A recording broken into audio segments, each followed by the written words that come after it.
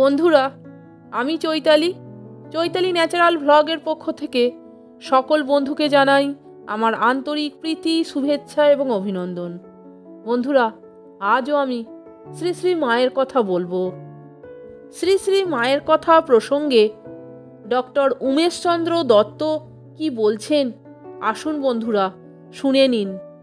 ভিডিওটা আপনারা সম্পূর্ণ দেখুন এবং শুনুন। আশা করি শ্রী শ্রী মায়ের সম্পর্কে অনেক কিছু কথা আপনারা জানতে পারবেন। তাহলে শুনুন।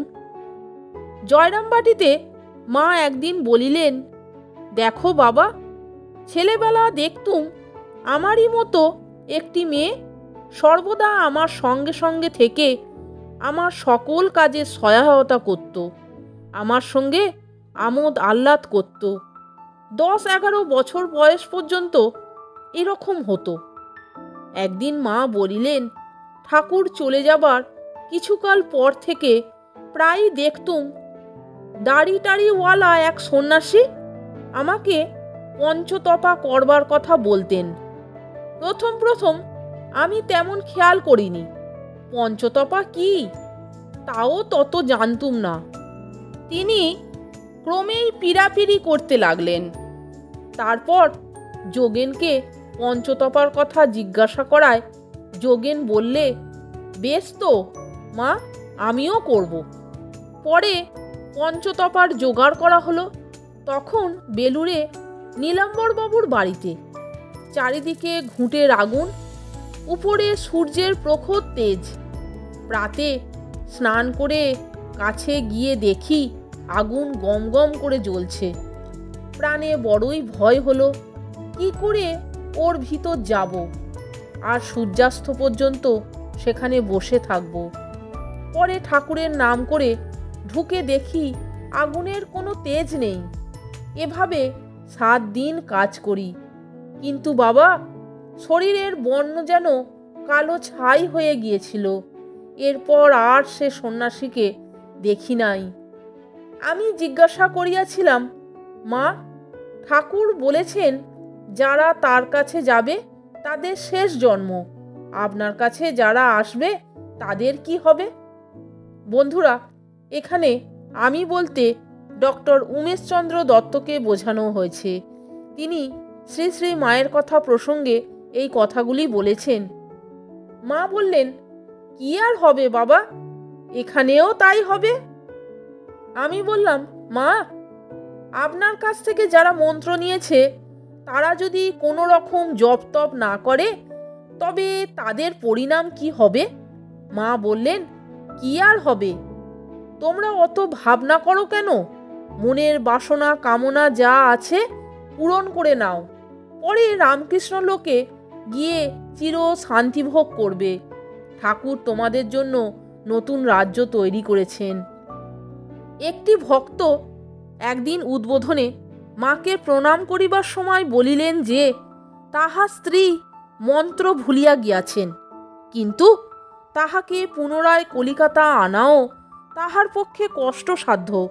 মা শুনিয়া বলিলেন, তা ভুলে গেছে, তাতে আর কি হয়েছে, ঠাকুরকে স্মরণ মনন করলেই হবে। মুক্তি ও ভক্তি সম্বন্ধে একদিন জিজ্ঞাসা করায় মা বলিলেন, মুক্তি তো প্রতিক্ষণে দেওয়া যায়, কিন্তু ভক্তি ভগবান সহজে দিতে চান না। কথাগুলি এমনভাবে বলিলেন যেন মুক্তি তাহার হাতের মুঠোর ভিতর। কথাটা বলিয়াই চলিয়া গেলেন। সূচি অসুচি বিষয়ে মা একদিন বলিলেন, দেখো বাবা, ঠাকুর বড়ই পেট রোগা ছিলেন। আমি নহবতে থেকে ঠাকুরের ইচ্ছা মতো শুক্তো ঝোল এসব রেঁধে দিতুম। মাসের মধ্যে 3 দিন মেয়েরা ওসব করতে পারে না। সে কয়দিন মায়ের ওখান হতে প্রসাদ আসতো, অর্থাৎ মা কালীর মন্দির থেকে প্রসাদ আসতো। তা খেলেই ঠাকুরের অসুখ বাড়ত। একদিন ঠাকুর আমাকে বললেন, দেখো, তুমি এই 3 দিন রান্না না করাতে আমার অসুখটা বেড়েছে, তুমিও ও কদিন কেন রাঁধলে না? আমি বললুম, মেয়েদের অসুচির 3 দিন কাউকে রেঁধে দিতে পারে না। ঠাকুর বললেন, কে বললে পারে না? তুমি আমাকে দেবে। তাতে দোষ হবে না। বলো তো, অসুচি তোমার শরীরের কোন জিনিসটা? চামড়া, না মাংস, না হাড়, না মজ্জা? দেখো, মনই সূচি, অসুচি, বাইরে অসুচি বলে কিছু নেই। এরপর হতে আমি সর্বদা রান্না করে দিতুম। গোয়ালপাড়ায় মায়ের অসুখের সময় তাহার জন্য শরবত প্রস্তুত করিয়া ঠিক হইয়াছে কিনা দেখিবার জন্য আমি উহা চাখিয়া তাহাকে দিয়াছিলাম। মা কিন্তু তাহা জানিতেন না। উহার 2-3 দিন পরে মা নিজেই বলিলেন, দেখো বাবা, ভালোবাসার জনকে কোনো কিছু খেতে দিতে হলে আগে নিজে চেখে দেওয়া খুব ভালো। তখন আমি বলিলাম, মা, আমি তো আপনার শরবত চেখে দেখেছিলাম। তিনি বলিলেন, বেশ করেছিলে বাবা, ভালোবাসার পাত্রকে ওইভাবেই দিতে হয়। শোনোনি, রাখালরা শ্রীকৃষ্ণকে ফল খেতে দেওয়ার আগে নিজেরা চেখে দিত।